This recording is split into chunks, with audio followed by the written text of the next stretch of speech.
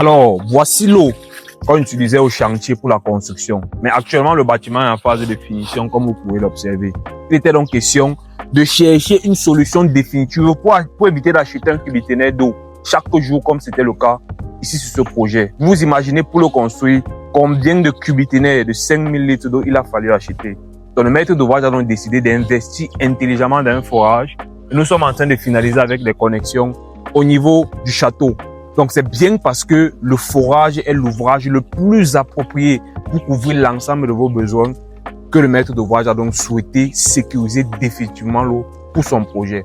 Et si vous comptez construire en cette année 2026, il faudrait absolument penser au forage, mais dès le début du projet, pour éviter d'acheter des cubiténaires de 5000 litres d'eau comme ceci et perdre quasiment de l'argent. Parce que vous pouvez faire le forage avant le début du chantier et donc économiser parce que le forage va vous servir également une fois que le bâtiment sera opérationnel.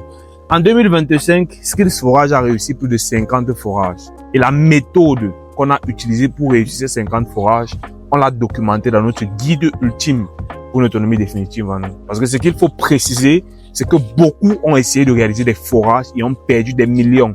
Donc, si vous pouvez réaliser un forage en 2026 et vous voulez avoir toutes les informations pour éviter de perdre des millions et sécuriser l'eau pour votre projet, écrivez guide en commentaire et on vous enverra gratuitement notre guide ultime pour vous permettre de réussir votre projet de forage. Donc, je vous retrouve directement de l'autre côté. Surtout, abonnez-vous pour ne pas rater les prochaines vidéos.